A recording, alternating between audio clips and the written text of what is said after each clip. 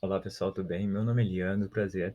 Pessoal, quero fazer um vídeo rápido falando sobre as principais diferenças entre o trabalhador CLT, o profissional liberal e o funcionário público. Então, o que eu quero trazer para vocês é, por exemplo, o trabalhador CLT, ele não tem um teto remuneratório. Basicamente vai depender da profissão que você exerce, o quanto que você vai ganhar. Se você vai ser um vendedor, um gerente, né? Praticamente o céu é o limite, né, pessoal? Você pode ter ganhos bem grandes. Você tem segurança, se você ficar doente, por exemplo, você vai ter uma segurança. Você tem aposentadoria, você tem o INSS, né? Porém, você não tem estabilidade. Você pode ser substituído por alguém mais novo, pode, enfim, acontecer diversas situações ao qual você se torna desnecessário, né? E simplesmente na iniciativa privada você vai ser mandado embora. O que acontece, né, pessoal? Profissional liberal agora. O céu realmente é o limite para o profissional liberal. A gente tem diversas profissões, até mesmo bacharelados, né, etc., que são profissionais liberais. A gente pode pegar como exemplo nutricionistas, médicos, né, com as suas clínicas, psicólogos, educadores físicos, muitas vezes. Então, realmente, o céu é o limite, vai depender da sua qualificação, de marketing, entre outros fatores, né? E o seu ganho vai ser diretamente relacionado ao seu trabalho, né, ao seu empenho. Mas você não tem nenhuma segurança, né, pessoal? Você não tem segurança se você ficar doente, né, não conseguir mais desempenhar a sua profissão, você se não pagar uma previdência, né, pagar um INSS da vida, qualquer coisa assim nesse sentido, você não vai ter aposentadoria, né, se você não guardar seu dinheiro, então é menos seguro, vamos dizer assim. Tampouco, né, você tem estabilidade. Por fim, o funcionário público. No funcionário público, pessoal, a gente vai ter algumas espécies, né? Mas eu vou falar aquele que é estatutário, porque a gente pode pegar também o empregado público, que é quem, por exemplo, trabalha em sociedades de economia mista, por exemplo, uh, ele vai ser CLT, apesar de estar trabalhando na administração pública indireta. Mas, enfim, isso aí é coisa de direito administrativo. Pessoal, o que acontece? Funcionário público.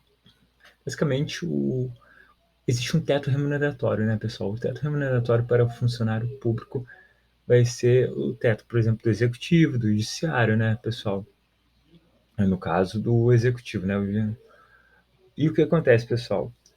Ele tem segurança, né? Ele vai ter uma segurança porque, como o trabalhador CLT, ele vai ter a segurança de se aposentar, vai ter, pode.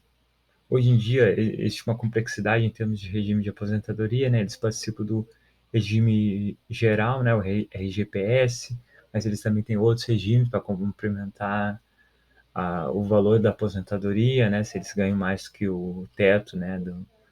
Aí do INSS, enfim, aí é uma complexidade de coisas. Mas resumindo, você tem segurança, né? Até mesmo se você ficar doente, ou se um familiar seu ficar doente, você pode tirar licenças para tratar de assuntos de doenças suas ou de familiares próximos. Isso existe para um servidor público, né? É iniciativa pública, né? E você tem estabilidade. Aí vai variar, né, pessoal?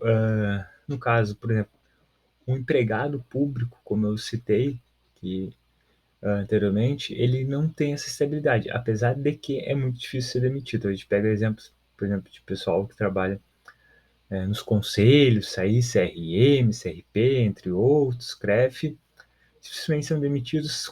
A gente vai pegar também o exemplo dos Correios, a gente vê que raramente eles são demitidos, apesar deles não terem essa estabilidade. A gente pega a maior parte dos servidores públicos, eles vão ter sim estabilidade depois de normalmente 3 anos, né? Aí tem uma questão regional aí também, mas a federal são 3 anos, né, pessoal? Então, 3 anos você é estável. Isso é uma necessidade, né, pessoal? Porque existe muita política nesses meios públicos, né? Então, existe a necessidade dessa estabilidade para o servidor público. No mais, é isso, pessoal, que eu queria trazer para vocês. Estabilidade depois de 3 anos, normalmente, e aquela profissão, né, mais diferenciada, por exemplo, o juiz, que já entra estável desde sempre, enfim, ele tem vitaliciedade e tal, mas enfim, aí não convém, né? É uma profissão bem diferente. Mas é isso, pessoal. Essas são as principais diferenças que eu queria trazer para vocês. Então, o que vocês acham melhor, pessoal? O que é melhor?